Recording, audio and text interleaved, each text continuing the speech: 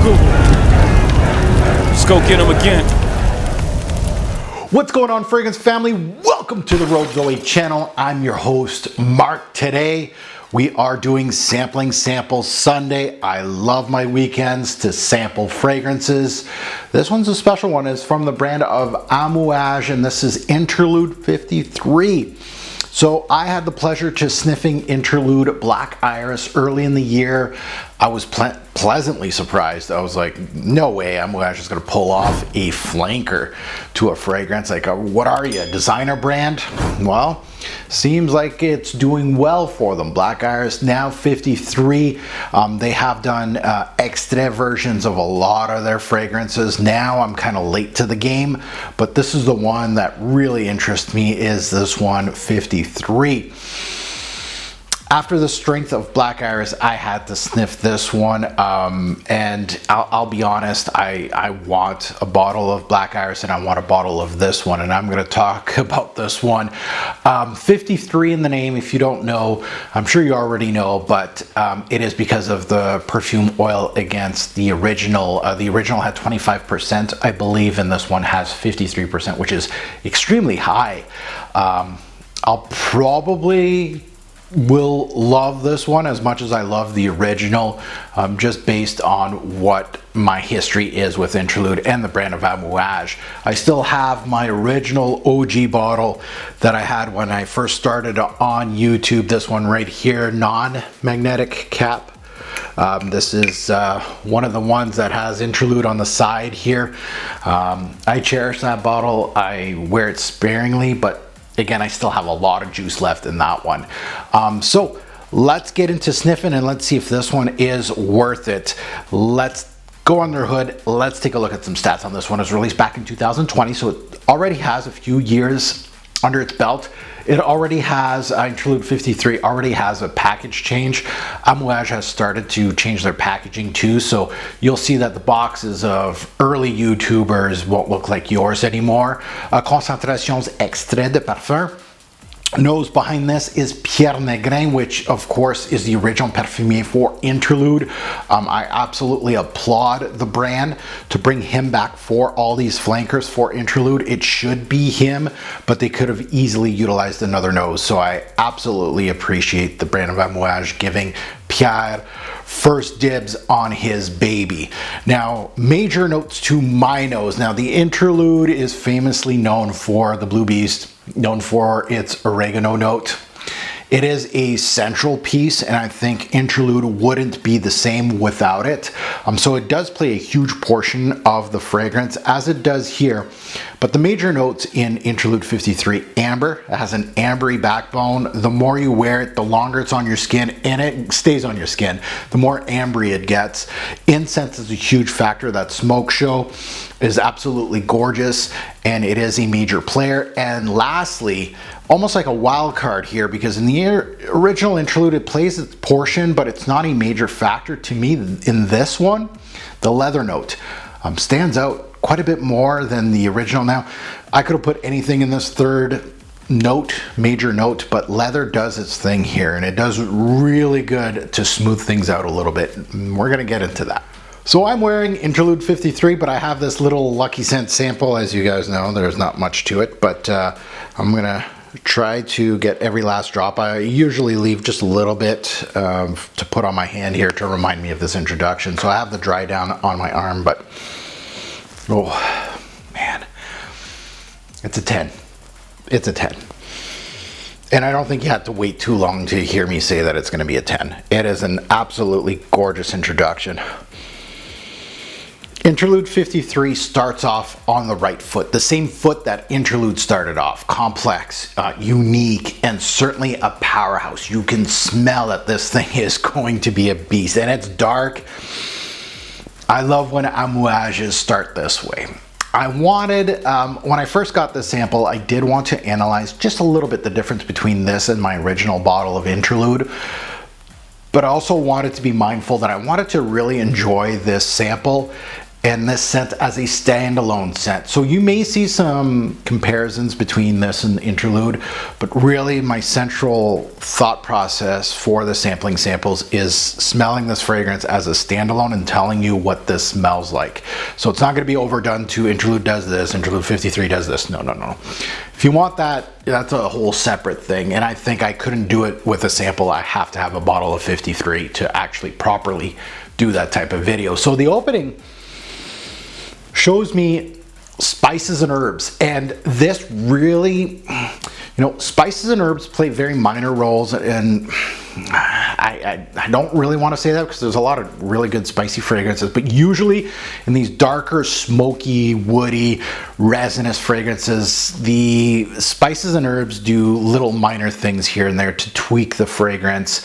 Black pepper to give it a little bite and things like that, herbal components to give it a little bit of greenery. Here in Interlude, the original, and 53, the herbs changed the whole thing. And there's not too many fragrances that have that kind of backbone, that the herbs and spices will really change the way the fragrance smells in the overall picture. But in here, as you know, the dried oregano note is a standout. It still is in here. I know that many noses hate this note in Interlude. A lot of you don't. But to me, the oregano note is, first of all, doesn't bother me. I love it. I absolutely love the how original the use of it is in this fragrance and how well it works with the other bigger components in this release. So this oregano note is not something, that's what I want to see from an Interlude fragrance. And to me, it's what sets this apart from other smoky, dense, resinous scents like this one. Without it, it wouldn't be such a star, personally, I think.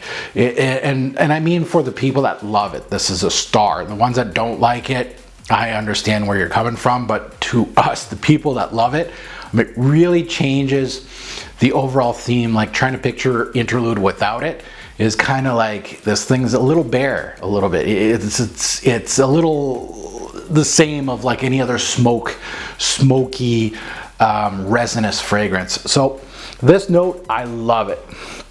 And this oregano note really does linger in this release, and it is so beautiful, and it really meshes well with the smoky aspect. That's what I really like from the oregano note, is that the smoky oregano makes you almost think of herbs that are on fire.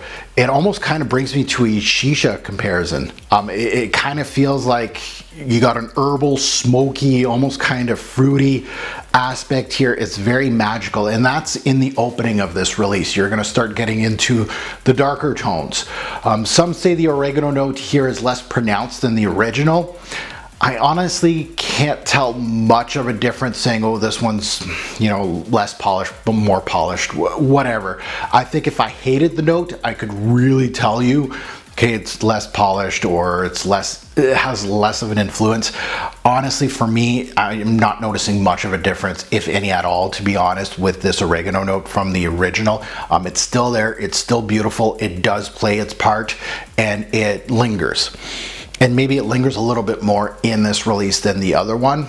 I could see that, but still a really good portion of Interlude 53. The oregano note is paired with a pimento note, and I do smell some peppery nuances too, which balance well to give the scent some piquant to it, a little bit of bite to it in the opening. The scent has, at this point, a black, brown, aged green, red in color type of imagery to me.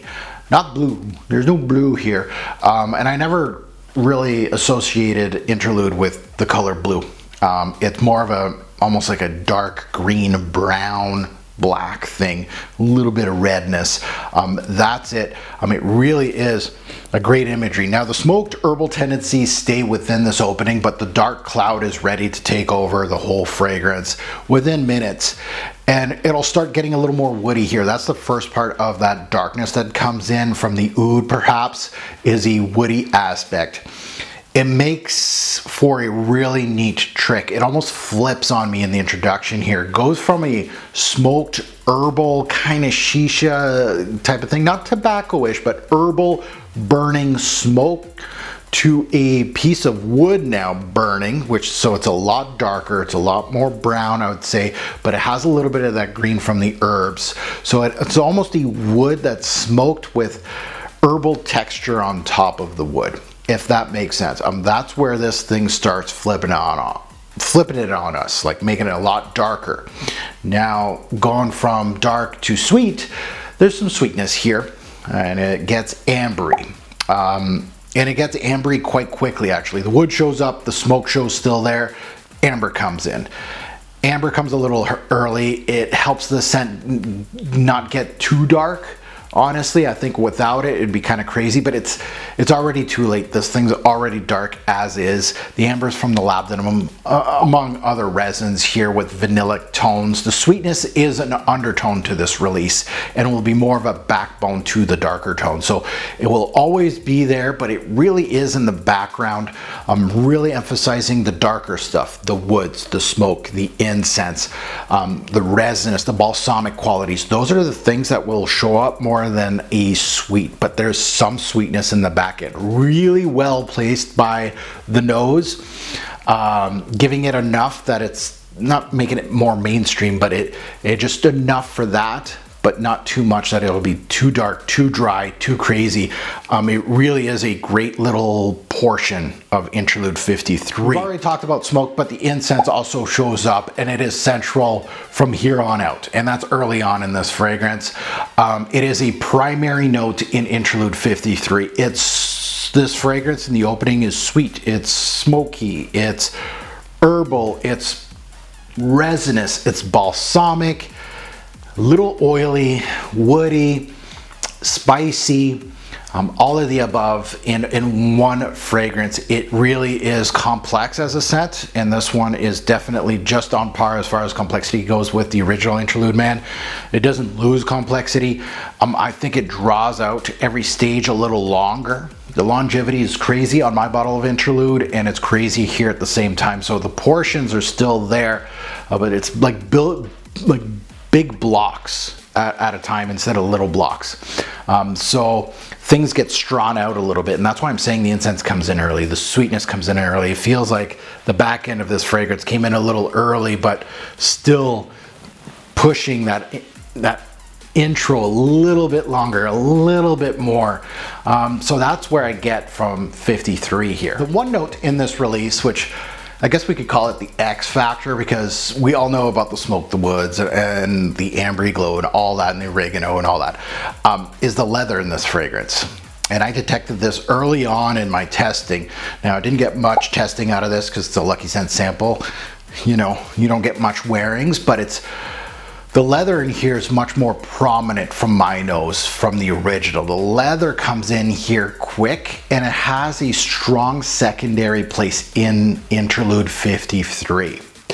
I always felt that the incense, the opopanax, the amber, the oregano, and oud were the central theme of the original, among others, and the leather kind of got lost in the translation of all this in the original, but it really makes its mark in this sample for Interlude 53 during testing, and I really felt it in this one early on. I felt like, ooh, this has a really good leather note in the middle of the whole thing, and it draws out, it goes with the amber, it goes with the smoke, it stays throughout the scent, and it will get more prominent once these lighter notes and the herbal tones kind of start dissipating. You start seeing a little bit more leather in here. In the deeper dry down, not much changes from what I just explained, you know, amber, smoke, woods, all that, yeah.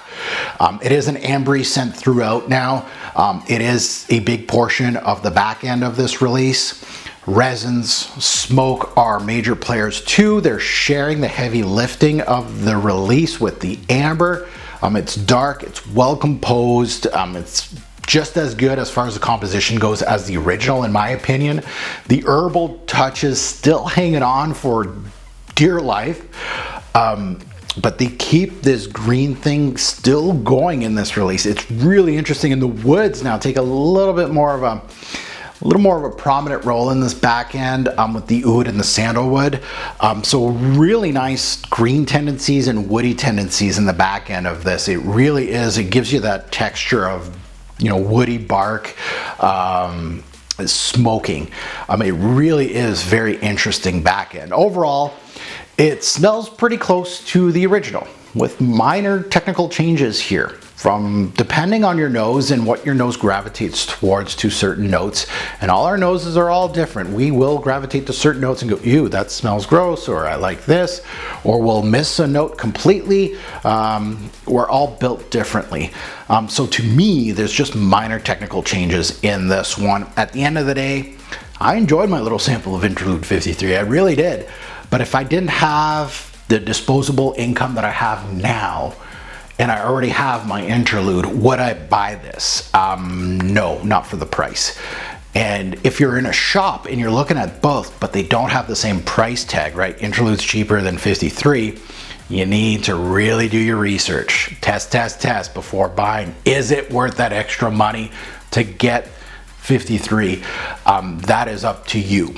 But if you own the original like I do and you don't have disposable income, I don't think this one, unless you're a collector, I see it being a hard-pressed purchase for someone. I can see that. Now let's get into seasons, day, night, versatility, and performance. First of all, seasons. It's a dark scent. Fall and winter is going to be the major players. Obviously an overcast spring, the start of spring nights, things like that, you can wear it. Day or night, I feel like this is more of a nighttime scent. Versatility, below average. This is a fragrance that you may have to think about when putting it on your skin. And the reason why is it's gonna last. Performance, this is a touchy subject, I guess, for Interlude. Your length of how long it's going to be on your skin, it will vary. People say this will last weeks on your skin, things like that. I'll let you know what I get out of my little Lucky Scent sample. Longevity was 12 plus hours, like the original Interlude. On your skin, it's going to last that 12 hours. It has heavy projection, not beast mode in my personal opinion. Again, just because the concentration is higher does not mean this thing is gonna blow everything off the walls. I feel like it performed really well. I feel just as good as Interlude, maybe Interlude's a little better. As far as projection goes, I felt like this one sat a little closer to the skin, but that is very minute, I'll be honest. This thing will perform better than most. That's where it goes. It's a very good performer. So at the end of the day, Interlude 53, if you own the original Interlude like I do, right, this little guy, especially the non-magnetic cap holders like me, I'll tell you how it is. I feel like this would be a redundant purchase for you. Now, I'm a collector. I love Amouage. I love Interlude. It's not my favorite, actually, from the brand. Surprise, surprise. It is a top 5 release for me. So Interlude 53 is more of a collector's item for someone, I feel like. If you're a collector, you'll get it. If not, I think you're going to pass on this one. As a standalone scent. Now, I'm thinking that Interlude doesn't exist, and this is the first time I smell it. This thing is outstanding. It's a 10 out of 10 fragrance. And I don't know how the original Interlude smells like now. I've only smelt the one that I have here, the non-magnetic, which is, 10 years old or older. So you'll have to take your time. Go to our shop. If you're interested in Interlude, get samples of all 3. Get the Black Iris too. Why not? And sniff and see which one is better for you. If you're just looking at the original and this, I highly recommend samples. Get them home. Don't just dab them on your skin and walk around. You'll be walking around for a while. So that's my thoughts before shelling that type of money out. That's my thoughts. At the end of the day, if Interlude Man didn't exist, this would be my only choice. This is an easy 10 out of 10 release. I'm 100% behind purchasing that. It is on my purchase list 100%. It is done well by the nose. It's extremely beautiful from the start to the finish of the release. So my score, 10 out of 10. This is a perfect score for a sampling samples. Again, that's not the end of the journey for Interlude 53. You bet your money that I'm gonna have a bottle of this in my collection in hopefully this year, and then the real testing starts with the bottle, and we'll see if it continues to hold on to that perfect 10 club. Now that you heard my take, I'd love to see yours in the comments below. What do you think about 53? Do you get the small nuances I get? Do you think it's worth purchasing? Things like that, would love to see in the comments below. And as always, a greater pour fragrance will make a lasting impression. Choose your scent wisely. Thanks for watching. Have a good one.